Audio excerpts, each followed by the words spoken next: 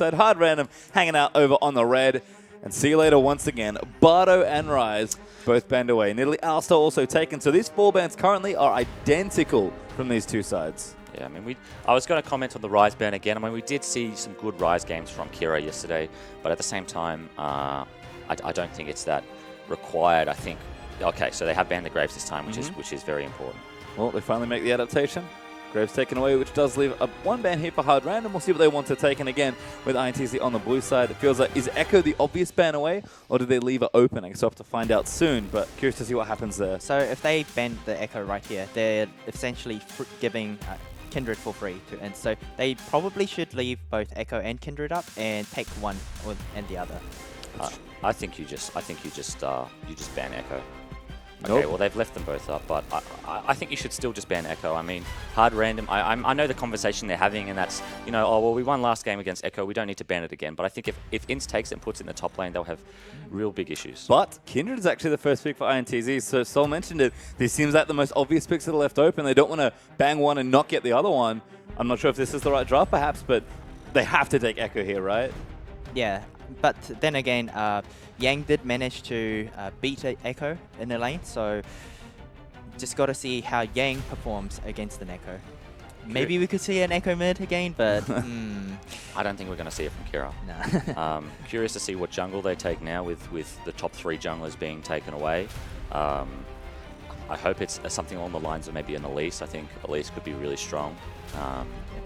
But we see the Echo hover with the Lucian. Yeah. Again, Lucian, this will be the 7th time he's played Lucian. Smurf has also played Echo before, so it looks to me like Hard Random are going to get all their comfort picks again. If they do take these 2 picks, I really like to see in taking away and put Greg as top. Then I really want to see what Steos is going to play. That means all his junglers banned off. Yeah, he hasn't played all this tournament yet, right? That is a good point, actually. I would love taking the Gragas away would be really intelligent by INTZ. Because, yeah, there's not much on the table in terms of jungle for Stayhouse, and like we said, he seems to be carrying them in almost every game. And this was sort of the strategy that we saw from INTZ before. Take all the strong junglers away, whether you ban them or pick them. In this case, it's kind of a combination of both. Hard Random kind of cornering themselves with the Nidalee ban, and there it is, the Gragas and the Tahm Kench picked away. Very interesting Tahm Kench. Maybe you play Tahm Kench? I can play Tahm Kench. Anything you can do, I can do better. It's curious that it's going up so high in priority, because it's not really that strong, right? Like we haven't seen much Braum since the start of the tournament, but I still think Braum is very strong. Poppy supporters are up as well. We've seen Dumble Doge have great success with the Poppy support, and EGM also had great support with the great results with the Poppy support, rather. So curious that the Tahm is so high prioritized by both these teams now. It's funny, I think almost Liquid just wanted to play it because his team maybe needed it, or he's a good Tahm player. I almost feel like Jox is just like, I hate that Tahm Kench. I don't want to have to play against it again. We're not banning it. I guess I take it away. See how much you like it. Maybe they're trying to pick the Jinx. Like we saw the Worlds last year, maybe they're going for the Jinx Tahm, the eat and reset, the combo. Definitely very strong there. Thresh also available if they wanted to build that lane, but they have Tahm, so pretty similar stuff. Trundle, Elise, though, are the picks away, so Stayhouse will take Elise into battle. Seems to be a pretty logical counter pick into Kindred, especially with so many junglers banned away. I mean, the big question here is, where is this Trundle going? Are we actually going to see an Echo mid from Kira, or is this Trundle support? I mean, for me, I would much prefer to see Trundle support. I think Trundle's not bad into Tahm, and I think Echo mid is not very good, particularly for Hard Random, who have never run a 2-threat comp in this tournament so far. Well, different picks here from INTZ. He's trying to round out this team comp. It's not the Jinx just yet here, but Kalista could be something decent here as well. I think Sol actually would have preferred Kalista in the last game. Curious to see what you think about Jinx versus Kalista right now, given that might be the choice they're going for. So right now, if they pick the Jinx, the only form of skill shots, CC, that Hard Random has right now is Elise. And if Elise does manage to get the Cocoon off, you can just eat the Jinx and resets the whole fight. Whereas Kindred, Kalista, she's a lot more mobile, so she could easily dodge the Elise Cocoon, but was it necessarily a good idea to pick the Tahm Kench? Well, I guess we'll have to see, but is Kalista LeBlanc that other picks there? And Nivea's going to round things out. Gentlemen, final thoughts on the draft before we get in the game. Very excited to see this Anivia game from Kira. they dropped it from the bans. They banned it in the first game, and they dropped it, and this time they pick it up. And I think this game will have a lot to do with how the following drafts pan out. So, Talkers, he just needs to step up. He's playing the LeBlanc, so I expect him to make some crazy magic play. Well, we'll see if he can do it, but we are going to get back into the casting effort. Steve and Rusty up for game number 2. We are geared up for game 2 indeed. Welcome back to the caster desk. A much different pick ban this time around, but some interesting priorities on both sides. Yeah, I think that Tahm Kench is always going to be the standout pick. I'm not sold on the strategy of just taking away Tahm Kench from Licorice, but based off his prior history with it, I'm assuming that that is why, not to pick it for themselves. It's a really interesting denial pick when you're trying to take something away that isn't really strong in the meta, but is strong on a personal level, right? Yeah. Like, Bard is strong without a doubt as a champion, strong for Licorice 2. That always made sense to me as a ban. This Tahm Kench, not quite so much, but INTZ, of course, veterans of best of 5 series. They did very well on their road to get here, and we have to assume that they have a strategy coming in with this, and we'll just have to see if they can execute. They're the best of 5 team, I was going to say, out of every team of this tournament. Realistically, the team with the most coaches, with the psychologists, with everything there. They've got the mentality and the ability to carry themselves through a best of 5, probably the best out of every single region competing right now. And I would imagine that this was a decision made in advance with the absolute confidence from the support player this time around in Jockster that he can play the Tahm Kench and do it to a great degree of success. It was meta not too long ago. It doesn't mean it's meta now, but it does mean that he can play it. Well, you know, he will be prepared for that pick. Of course, very veteran support, as you said, but utilizing it appropriately in these team fights is going to be a big question because we've seen these games be pretty explosive. The last one very calm for the first small period of the game, but hits that threshold where fights start to happen and the teams just start tearing each other apart. We'll have to see if they replicate it as we head into game 2 between INTZ and Hard Random. Once again, both teams looking for a relatively safe start.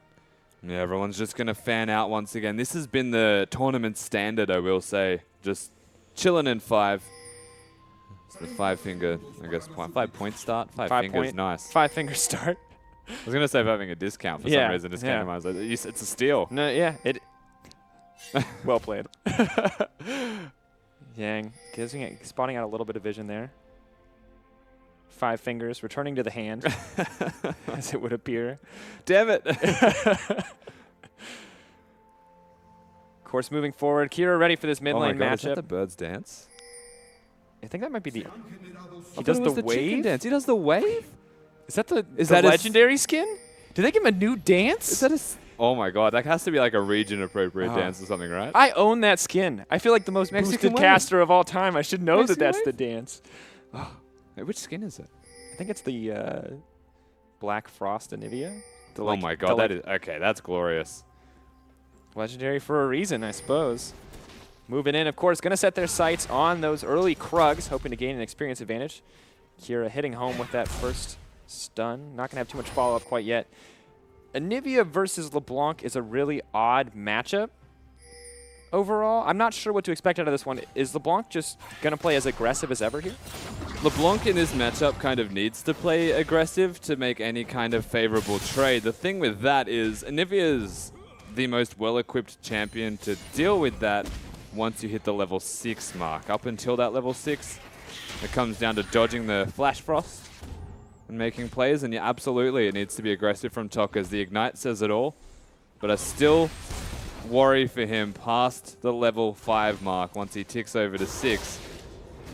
Of course, drop the storm. Starting to get aggressive here. Not going to find 3 stacks of that acquired taste. Not going to get the Devour. Making it onto Licorice, though. Picking him up. Taking a tower shot in the process. Throwing him back out, but a lot of damage is traded back. Jockster does not have thick skin yet. May have to make it out to safety. Is he going to get taken down? Heal gets burned. No one going to drop here in the bottom lane. And no summoners burnt, surprisingly. The Ignite not used. The Exhaust as well from Licorice. Very confusing stuff. Jockster still doesn't have thick skin. This is not where he wants to be. First blood going over to the Elise. Nowhere to go. Just balancing that jungle matchup. The flash backwards into the team, though. They're ready for a fight. They're pushing this one further. Revolta overstaying is welcome. That's 2. The kills keep dropping. Macau may make it to safety, but he takes so much damage. Blue buff moving down as well. Miracle grabbing another one. LeBlanc, the Ignite is ticking. She'll grab the buff as well. How many players are going to pick up the double buffs before they'll finally settle? And it looks like they'll settle on Talkers. Yeah, and they settle on the LeBlanc, and that is not a great position for Kira to be in, but it's a fantastic position for the bottom lane of Hard Random as they pick up 2 kills onto the Lucian. Liquor just spent that whole time just smashing people. Absolutely dominating from this Trundle support. This is the power of a pick we haven't seen quite as much in the bottom lane this tournament. However, we'll have to see what Talkers can do with these double buffs. Team at a small disadvantage, and oh, that is some damage. Nobody likes getting hit by that 1-2 from Anivia. Talkers especially hurting after that one. Gotta say though, last game, we saw Americal pick up the Cole immediately. This game, he gets 2 kills, 2 long swords. This man is ready to fight. Yeah, he's looking very confident, this Lucian rather, in the bottom lane. Having a Trundle to back him up as well. It's the kind of 2v2 that can snowball unbelievably hard. As they still need to show some form of respect to a Kalista. You have to remember, I believe this is the changed Kalista also that is not as strong when support's not there. Yeah. Much less opportunity to 1v1. Pushing forward here on the top lane, though, trading remains relatively even, as does CS across the lanes. Last game, we saw Steos pull out a huge advantage over Revolta in the early stages of the game. This time on the Elise, not quite as quick as the Graves. Pushing forward. Everything in this game, I mean, going to be relatively calm once again, but standard lanes, I feel like, spice up the game, make it a little more interesting, give the junglers especially a little bit more power to make plays, and we've already talked about it time and time again. This is the matchup that we have to watch. Yeah, you have to look towards these junglers as the big deal. No doubt. First game, Steos stepped up. He was a big factor. And this time around, he's on the Elise, and we're yet to actually see him play this champion. Revolta on one of the comfortable ones in Kindred. And even if he's a good Elise, it's just not going to have the same impact that a Graves does in those team fights. Good cocoons, great pick potential, great dueling, but just not the raw damage to match the Graves. Revolta, of course, once again on the Kindred, securing his first stack on that passive. Tom Kench finally, with all his abilities, taking it to safety. Oh. Talkers.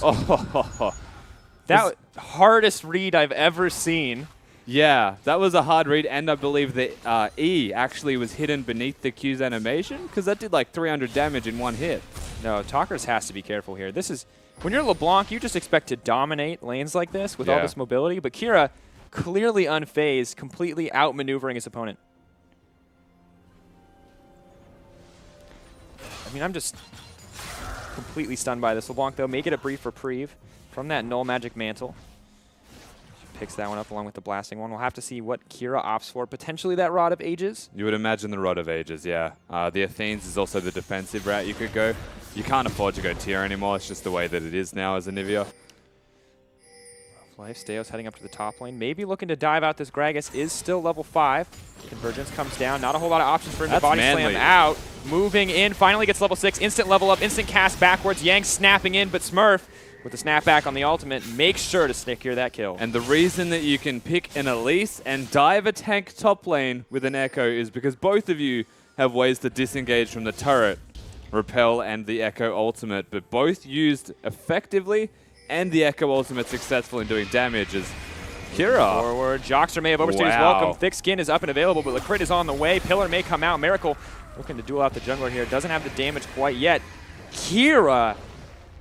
Why don't more people play this champion? It does so much damage.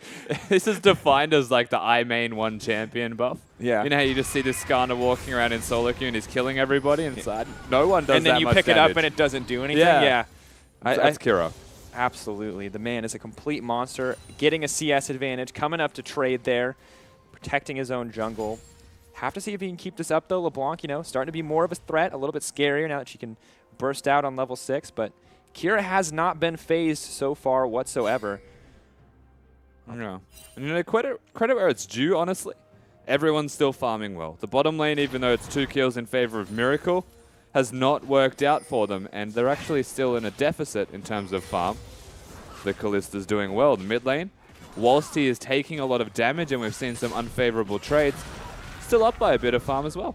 Yeah, great place to be. Of course, LeBlanc, once she hits that first item, may be able to contend just a little bit better as she looks towards that Abyssal Scepter.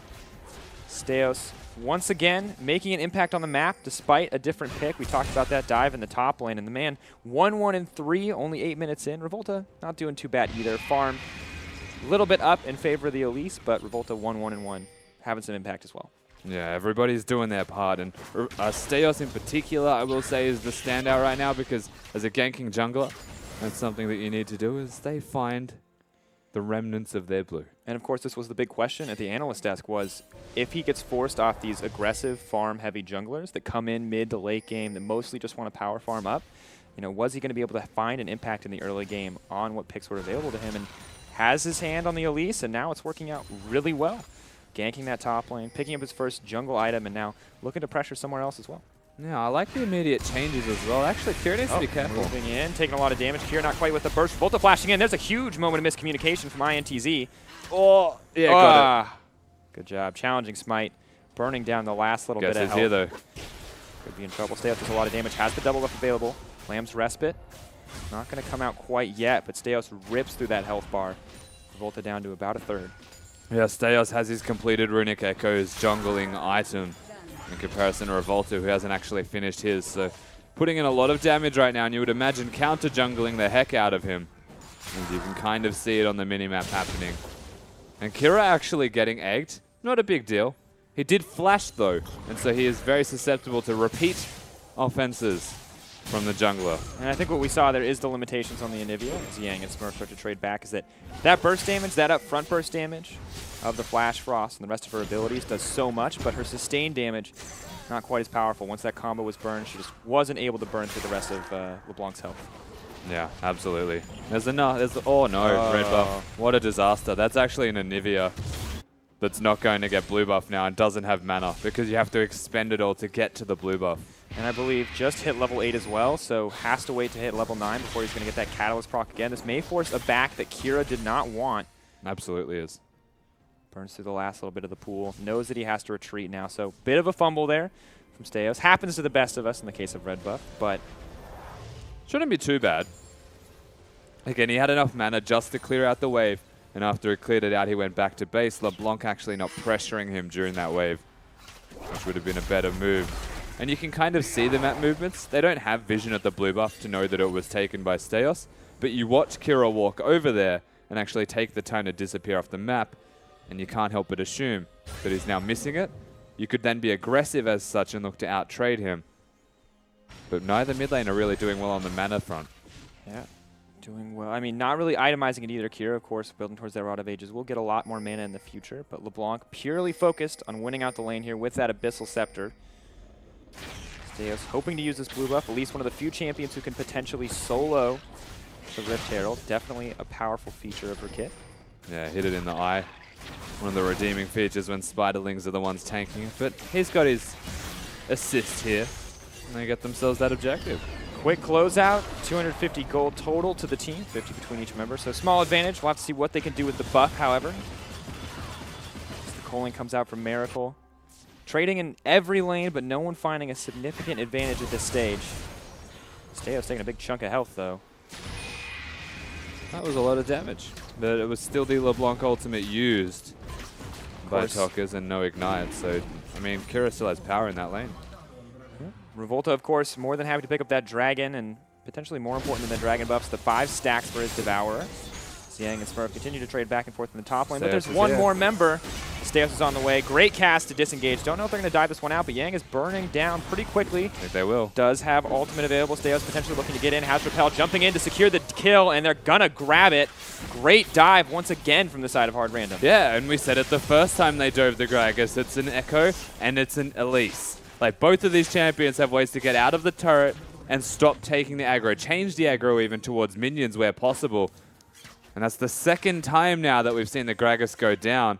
And he's only getting tankier from here, but it still feels so easy. And while Hard Random proved that they know how to play against this Echo and that they can shut it down, when it's in the mid lane at least, something that INTZ have not. So have to wonder how they're going to adapt to this pick, especially as it starts to get stronger moving forward in the game. And more importantly, how this Elise continues to scale up. 2-1-3. Now the scoreline for Steos. This man outperforming the opposition. Yeah, absolutely. And he's honestly been outperforming every single jungler at this competition as a whole. And he wasn't someone that we expected to be doing that, actually underperforming throughout his own split locally in the CIS region. But steps up big, and when it counts on the big stage. Definitely. And so crucial here as we enter the best of 5 to have that clutch performance. We see a lot of younger teams really start to struggle with the pressure here, but At this rate, he's feeling pretty good. They have the first win, and they're doing incredibly well in this game. A 2K gold lead, only 13 minutes in. Yeah. In addition to the first tower, so pretty strong. Gets his blue. That's good. That's Third a good time's the charm. positive start. Well, I guess second time. Third blue, but you know, that's a very mid lane mentality that I just presented. Give me the first blue. Definitely. That's why, I mean, that was the great thing about Lee Sin's, Revolta's Lee Sin, right? Yeah. Said, oh yeah, you can have this first blue. You can take this advantage. Throw it in your lane. Which, by the way, INTZ has so many wards in the bottom side river, like set up for the dragon, that it's ridiculous. They have 3 pink wards set up in like a triangle area near mid lane to keep LeBlanc alive. And then they have greens everywhere. Like, look at this. Now using coming them. in, looking to find the kill onto Anivia, but the telegraph where they're going, Kira backs up, says, I'll be more than okay with the double stun here. Elise also making it to safety. So INTZ looking at aggressive, but just not finding the in that they wanted. Yeah, definitely not getting their way in. They were looking to counter gank, I suppose, because Steos was making his way in from the top side. And that's where the conflicting control on the map is right now. The bottom lane of Macau and Jox are actually placing all of these pink wards in vision, as you can see. Oh, This is very Steos. Mexican standoff. Seemingly appropriate for the tournament in Yeah, Mexico I City. didn't want to say it. Already felt bad when I said Mexican standoff. Moving down now. Looking for another standoff here in the bottom side of the map, but look, Jockster all alone. Cow not having the opportunity to get in, doesn't want to burn the Fate's Call quite yet, as Talker's looking for some sneaky play, not going to proc the second Sigil of Silence, or Sigil of Malice. Ooh. Rest in peace, LeBlanc Silence.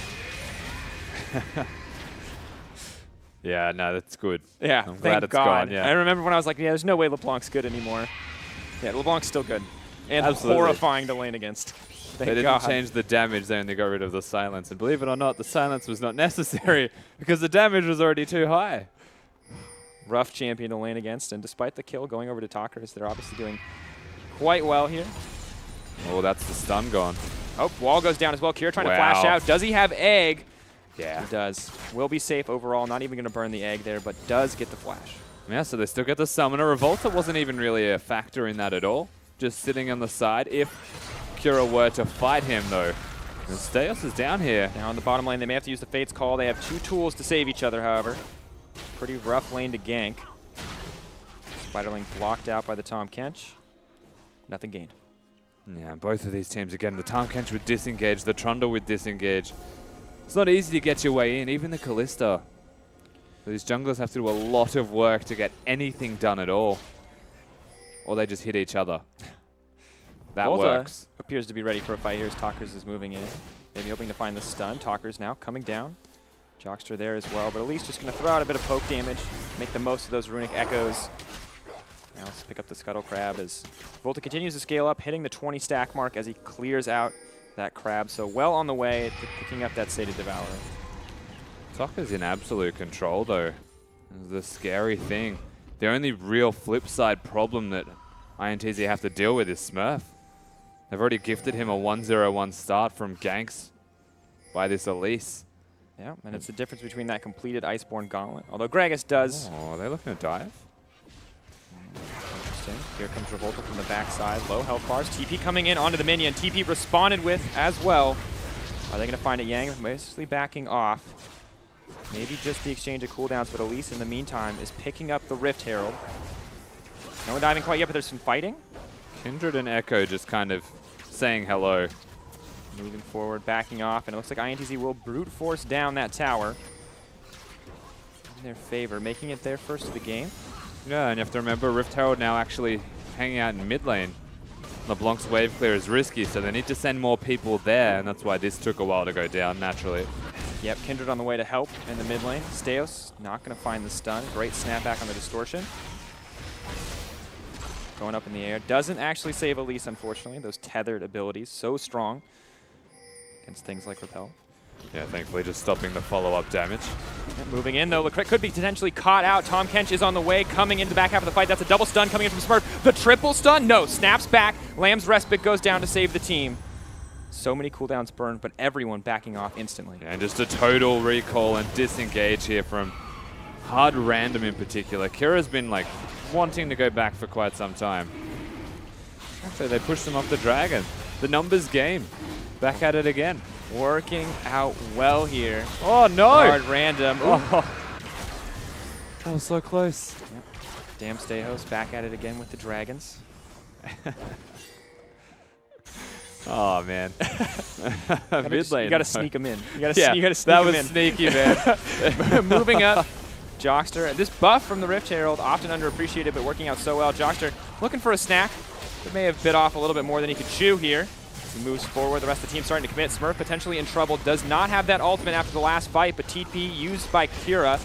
Trapped behind his own team's pillar, though, getting not quite stunned up as they start to back off. Once again, skirmish lines drawn. No one fully committing to the fight. And once again, this is mostly the Kindred, who I guess they could assume has the Lamb's Respite. He doesn't. Now Gragas also doesn't have his barrels. You would think that Hard Random can break this mid lane turret. It is inevitable that it will go down being one hit. They need something. Moving in, Revolta. No Lamb's Respite, as you said, could get burned down. Trying to make it to safety. Jockster does still have a saving option. Kira, though, goes down to egg form. He will get picked up there. Spider next on the menu. Odd eats here coming in from the Tom Kench, but a bird and a spider, more than enough to make breakfast. Yeah, 2 big kills for INTZ, but the Lucian rotating means they may be able to defend this. It's got a bit of health to its name, though it's not a realistic defense. Nope, not too much. Miracle dishing out a bit of damage here, but no Coaling to clear the wave. Is still going to make it, though. Are INTZ going to commit? Looks No. like they're, just backing off here. Everything settles down once more. Hard Random, they lose a couple of members to the Brazilian team, but they don't get objectives. No one really securing the map. Very interesting overall, this game. Both of these games have been so close, and they break open so quickly. Smurf. I'm not sure he needed to ult. I just think that But he that was did. the cutest way to do that. Like, the cheekiest way to do that. Dash in, hit the tower, kill it, snap, like, instantly go back. May not Yeah. have been the best play. Style points, Style absolutely. points, yes. Towards the right direction there for Smurf, if that's how he wants to play this game out. Still gets the turret. It's a bit of extra gold in the way of Hard Random. And we heralded Smurf as potentially one of the weaker members of this team, but, you know, props to him for the style points. And so far, the 1-0-1 record on Echo. Looks like he can perform. He's actually got the highest KD in his team as well. He's been performing quite well. Good job overall. Limited pool not working against him, I believe. Maokai, Trundle, known as his favorites, but when he does finally get his hands on the Echo, it does work out pretty well. Yeah, I think this is the 3rd champion in his pool that he looks towards. Of course, a necessity now as it is the top priority in this tournament. For good reason here, as we see them start to trade back and forth. Talkers does a lot of damage. Has to be careful, though, not to bite off too much. Smurf getting burned down. Doesn't quite have his his ult ultimate. Is in going to snap 1 back. Is he second. going to get the stun? He is. What a play. That's what you like to see when Echo gets picked up. But here comes the team. Jockster, Revolta, ready for a bit of a fight.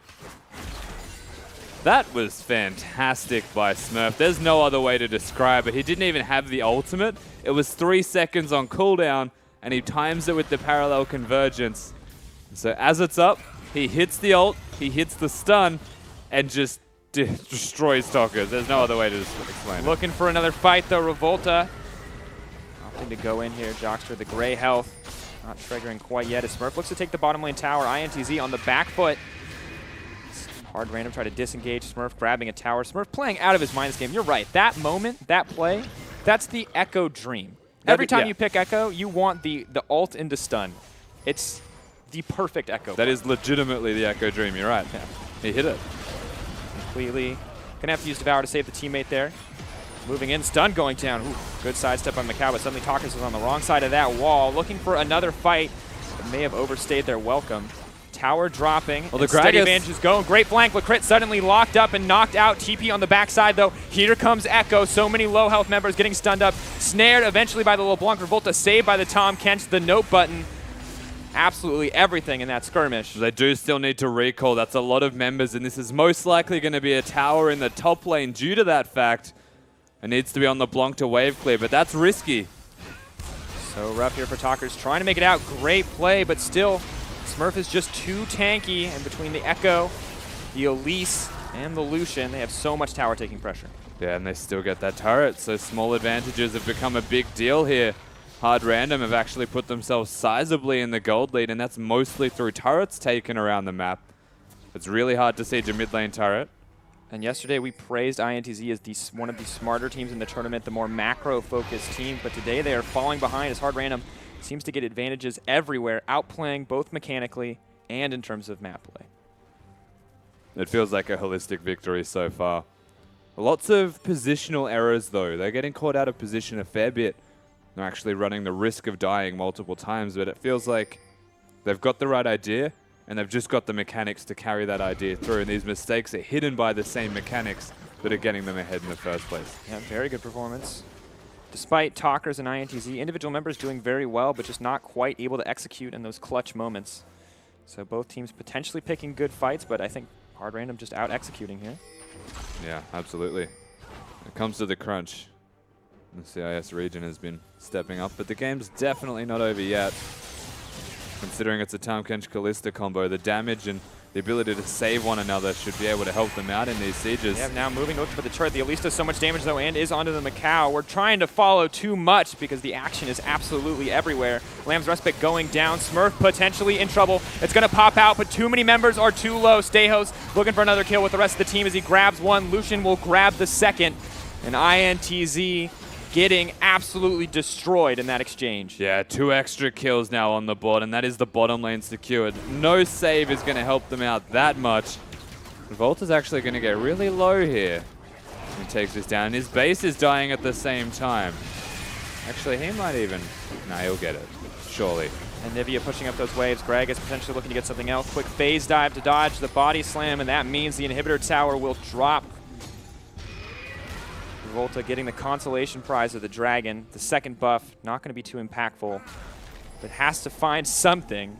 A little glimmer of light here in the darkness for INTZ. It was even mentioned on the desk coming into this game that Elise was the only form of crowd control they'd have besides the mid laner. So what LeBlanc is doing right now, what Talkers is doing is trying to separate Kira from the team. And whilst their crowd control then is lacking because it needs setup time, still they are far enough ahead that they can just walk into the face of this Brazilian team and just make it work out for them. And so scary to play against too, especially for Macau and Revolta. They have a lot of mobility in their kits, but you're facing down a Trundle and an Anivia, 2 giant terrain obstacles that can appear at any moment. And 3-item Echo. Echo, this is the reason he's so strong, right? This is the pick that we talked about. This is the reason that it has been 100% picked or banned, only finding 1 loss over the course of this entire tournament in our last game. But 2-0-3 the scoreline, a 20 CS lead, and Smurf is showing up for his team. Yeah, and that's, of course, 100% win rate in top lane still, so we can give it some kind of stat that is relevant, you know. Mid lane Echo, maybe not as good as top lane. Who'd have thought? Absolutely, though. Smurf has been styling on everybody this game, and it all started from Stejos. Once again, you can see the snowball effect that this team has got. Jungler gets a lane ahead, the lane snowballs the rest of the map. And of course, Revolta 3-1-2, feeling pretty good as he has that 30 CS advantage, but just hasn't been able to make as big of an impact in the early game. Hasn't been able to stop Hard Random from snowballing so far. And this is the same thing as last game, though. I think Revolta's playing fine. But every time that the Brazilian team wins, Revolta's playing better than fine. Like, he is doing ridiculous things. Hyper-aggression. And that isn't being seen. He is still doing his job, however, and he is far from the underperformer on this team. Absolutely, of course. Pretty rough life for Yang in that top lane, getting so much pressure and maybe not quite used to the Elise Echo tower dive setups as tries to disengage over and over again in the top lane. Still gets dropped. Parallel Convergence goes down. Going in to find the stun. Is going to lock up Jockster, but Smurf taking a lot of damage back in return. Kira, that's potentially a level 2 or 3 wall. I want to see the abilities he's maxing now. That was massive. Talkers, though, going in, taking a lot of damage, burned down immediately. Tahm-Kench trying to find the save. Lamb's Respite healing more members of Hard Random than INTZ at this stage of the game as Kira absolutely dominates in these pinches. Jockster next on the menu. Fate's Call, really only the reprieve as Hard Random look to continue to take down the members of INTZ. Yang getting cheeky on the back half with the barrel. Keep moving forward. Licrit looking for an option. Is caught. Fight continues. Getting out with the flash, the wall barely closing his escape. Hard Random crushing the fight. That was just a merry-go-round, honestly, around the turret. They started in front of it, they worked through it after they got behind it by doing a full circle, and all they were doing was killing INTZ. They don't get the turret, they only get 1 kill. So best case scenario, might have been 2, best case scenario for INTZ, not the best for hard random. Yeah, of course, neutralizing that pressure, saving the tower, the more crucial objective at this stage of the game. So will be important, but hard random may just be able to rinse and repeat here. So that worked out pretty well for them. You would believe so, yeah. And with the Baron as a point that they can look towards now primarily, even over turrets, then you can force this team away from their safe zone. LeBlanc won't have any minions to clear, only champions to hit. Not always a bad place for LeBlanc, though. Does have a lot of magic penetration here, hoping to dish out damage to every member on the opposite side. Miracle pushing in on the bottom. The solution very strong. First 2 items finished up, as well as the QSS. Stopping any lasting CC here. Oh, they're starting again, though. They're going to work towards this bottom lane. It should be a free Trying turret. to burn down Jockster. LeBlanc on the back half hits Kira. Slowly pushing this one out. Revolta, Whoa. massive damage. Yang missing everything, though. Because he's going to get caught out. Tom Kent with the no button, saving the day once again, but Smurf is on the top side. And he's about to become a big issue. That's the thing. This Tom Kent is really good as a note button. So is Kalista. But they aren't actually able to deal with Echo in the top lane. The second that Gragas leaves, they have to start giving things up. Tower going to drop here in just a moment. Lucian, one more double tap, 2 shots, all it takes. Jockster now caught out and locked down. Simply not enough note buttons to save the day. Not enough power to force a fight. Echo Everybody now gets one. turning his attention to the mid lane. Ooh, a lot of damage going down on the Talkers. Wow. Getting aggressive. Miracle and the rest of the team getting hungry for blood. Revolta going to use the ultimate to try to keep himself alive, but here comes the Venn diagram from Echo as he looks to find the stun. Not going to get it, but he will get Revolta. Kira trying to survive. Macau hungry for a kill, but the egg saves the day as the Nivea passive denies the last bit of hope, and the ace drops for hard random as they look to end the game. And in game number 2, the Brazilian side have absolutely been exterminated. Sifa, they work their way in, and this is a stellar performance from Smurf. From start to finish, this Echo has been just ridiculous. Everything they could want and more. You need to get rid of the Echo, plain and simple.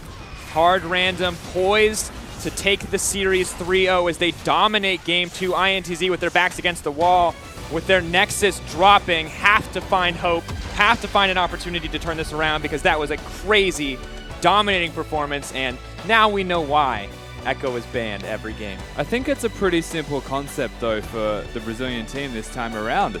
Stop letting hard random play their own game. You give them a Nivea, they play a Nivea Trundle. They have a 2-wall composition, which is ridiculous for zone control. Makes diving turrets, getting objectives like infinitely easier, right? Like that's exactly what hard random want to do. They're in a Nivea main. Like it makes so much sense. And they give them the Echo with that? I just don't understand, 1, how Kira got Anivia, and 2, how Echo got through, 3, Trundle. Like, these are all... I mean, Anivia admittedly not necessarily a meta power pick, but in the hands of Kira, it basically is. I've never seen an Anivia look so comfortable in a lane phase versus LeBlanc. The first instance where he read the distortion, knew where LeBlanc had to jump back to, got the stun anyway, like perfect positioning on those abilities. You said it yourself, this is my one champion, and they basically get a buff. It feels like they do 150 more damage than everyone else with every rotation, and just so oppressive for Kira. And they got the Echo, right? Like, there's just so many other things to add to this. They got their own draft. By taking the Tahm Kench, you're still giving them a Trundle and Nivea, and that is, to me, stronger than the Tahm Kench anyway. It's not a good champion. Yeah, it's very odd, of course, that this made it through. We'll have to see how they adjust. But, of course, to break down that game, let's hand it over to Pastry and the analyst desk. Thank you, Seafers. Another good win there for Hard Random, looking absolutely unstoppable, perhaps, in this series. But once again, joined by Carbon and Soul Strikes here on the desk. Let's break it down once again, because this game was just such another stellar performance from the side. And for once, we're actually going to start somewhere different. Let's start in mid lane, because that was sort of where things... I think we undersold the lane a little bit, not intentionally. No. In the pre, we didn't talk about it that much. We did talk about the Anivia. I did mention the Anivia. I think that's obviously a really, really big pick, a really strong pick for Kira. But yeah, one thing I want to point out is from the spectator point of view that maybe it didn't look that good. You know, he was 1-1 about 20 minutes into the game. He hadn't really done much, didn't leave lane that much. LeBlanc got that early roam, which, you know, kind of put LeBlanc in a strong position, but he played absolutely unreal. I mean, LeBlanc comes back to lane with an extra kill, extra XP, double buffs, and then instantly gets pushed out. Like, that's not supposed to happen. And this guy is just so good that he makes it work. The other thing is he got a number of double stuns. So Tom came to roam, brought the Kalista with him. They pop up, instantly double stun, and Steos gets away for free. I mean, it happened a number of times. We saw the wall max second is so good in team fights, amazing zone control. I thought it looked maybe like a quiet game for Kira, but I think that's just because it was a low-kill game. I thought he played out of his mind. Yeah, and to reinforce what Carbon said, it was really a ticking bomb. Like, Tokus had to make some play. He was playing the assassin. He needs the kill. He needs to get those kills and get the objectives, but Kira, he just played phenomenally. Yeah, again, sort of diffusing that lane very nicely there, as things are in Nivea. Of course, want to touch on the jungle matchup once again. Lots of junglers banned away this time. The field very much more narrow. First pick, Kindred does leave the Echo open, which I guess we'll talk about later.